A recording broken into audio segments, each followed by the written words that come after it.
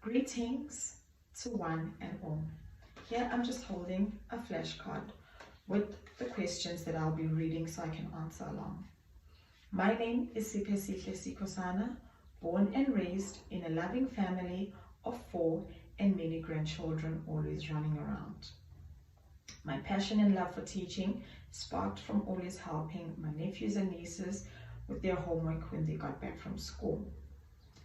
I hold a bachelor's of education in foundation phase teaching, a diploma in pre-primary school teaching, as well as a higher certificate in early childhood development. I studied through Embry Institute of Higher Education, which is now known as Stadio. Having such a vast qualification, I've been exposed to a diverse group of learners, ranking from privileged and underprivileged. I hold more than 32 weeks of teaching experience when I was still studying, and also I hold 8 months experience from working. Why Spark? As a teacher, I am constantly trying to find ways which are more hands-on for my learners so that I can support their learning.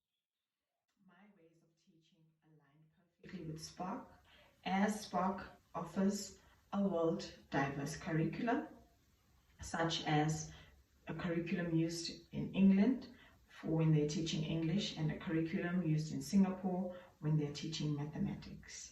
The blended teaching method that is used in Spark schools aligns perfectly with the way that I teach as well, because the blended teaching allows me as a teacher to anticipate what the child needs. What is the core value that is aligned with me? The core value that I interpret myself with is excellence. Number one, I'm always striving for excellence within my classroom, within myself and as an individual, and around the school. I'm hardworking and I'm very organized and dedicated.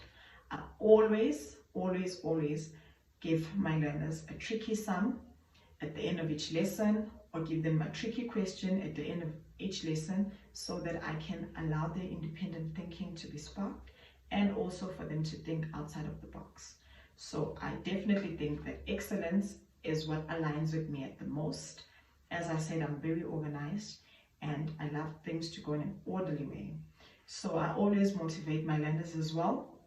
Whenever the tricky sum gets to them and they get frustrated, I always tell them that it's okay.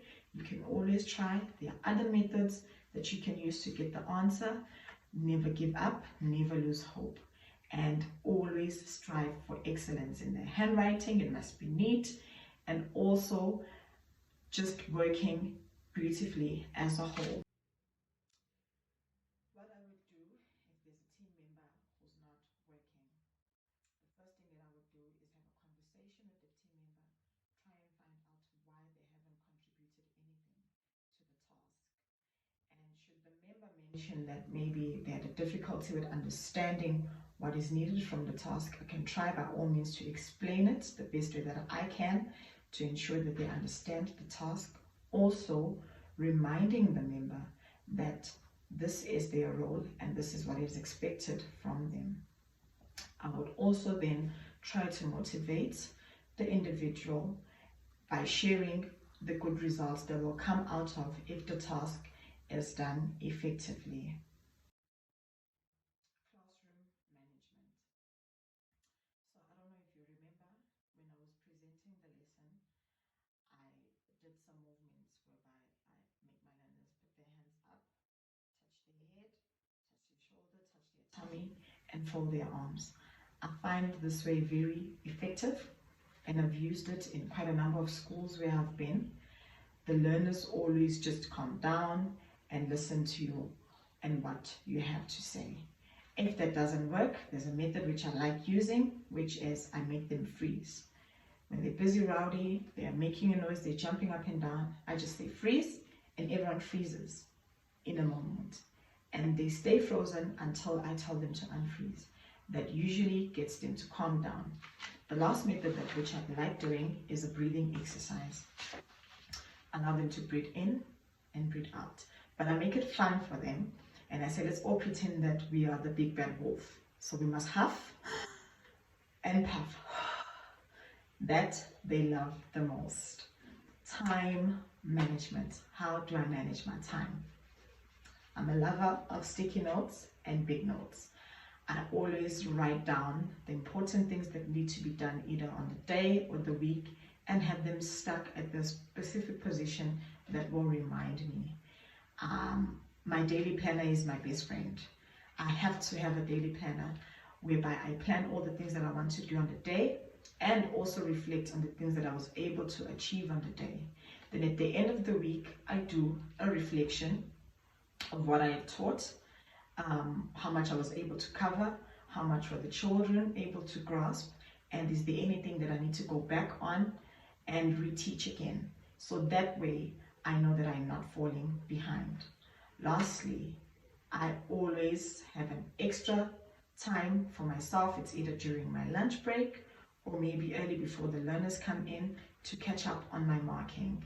I need to mark prior so that when the marks are needed to be submitted, I don't have to stumble or don't have to stress and fall behind.